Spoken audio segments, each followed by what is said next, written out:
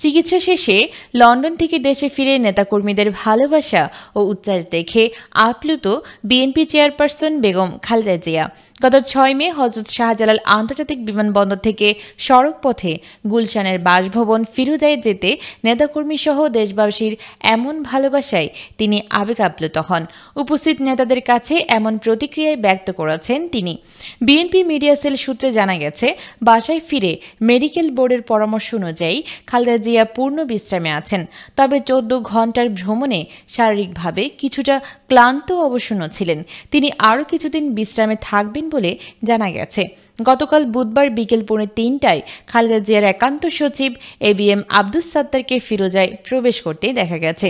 এছাড়া সারাদিনের দলীয় নেতাকর্মী কিংবা কোনো আত্মীয়-স্বজন ফিরোজায় যাননি। তবে অনেকেই খালেদা জিয়াকে এক নজর দেখতে তার বাসভবনের সামনে আসছেন। কেউ কেউ সেই বাড়ির সামনে ছবিও তুলছেন।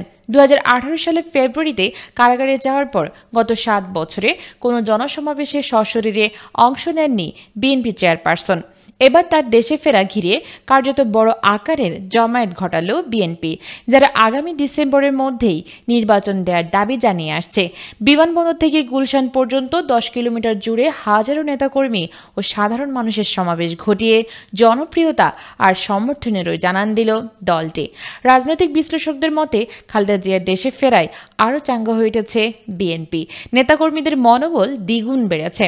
বিএনপি মনে করেন তিনি দলে ঐক্যের প্রতীক। বিএনপি নেতারা জানান, দলের ভারপ্রাপ্ত চেয়ারম্যান তারেক রহমান বর্তমানে বিএনপিকে নেতৃত্ব দিয়েছেন। লন্ডন থেকে তিনি ভার্চুয়ালি দল পরিচালনা করছেন। তবে দেশে তার শারীরিক অনুপস্থিতিতে নেতাকর্মীদের মধ্যে এক ধরনের শূন্যতা অনুভূত হয়। খালেদা জিয়া দেশে থাকলে সেটা পূরণ হয়ে যায়।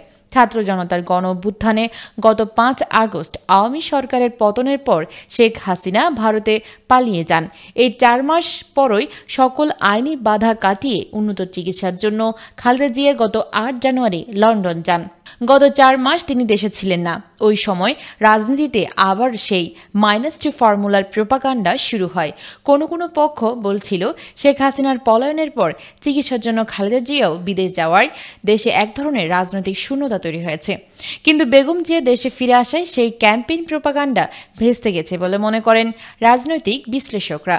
এদিকে বিএনপির ভারপ্রাপ্ত চেয়ারম্যান তারেক রহমানের স্ত্রী ডক্টর জুবাইদা রহমান হাসপাতাল থেকে তার মা সৈয়দা ইকবাল মান্দ বানুকে গতরাতে ধানমন্ডির বাসায় নিয়ে যান। তার বাবার বাড়ি মাহবুব ভবনে এখন মায়ের সঙ্গে তার বড় বোন শাহিনা জামান রয়েছেন। সেখানে হাসপাতাল থেকে জুবাইদার সঙ্গে প্রয়াত আরাফাত রহমান কোকোর স্ত্রী সৈয়দা শর্মিলা রহমানও যান। এরপর রাতেই গুলশানে ফিরোজার ফিরেন তারা। দীর্ঘ ১৭ বছর পর দেশে ফিরে বনানী সামরিক কবরস্থানে বাবা সাবেক নৌপ্রধান রিয়ার অ্যাডমিরাল মাহবুব আলী খানের কবরও জিয়ারত করেন জুবাইদা। সঙ্গে ছিলেন শর্মিলা রহমান।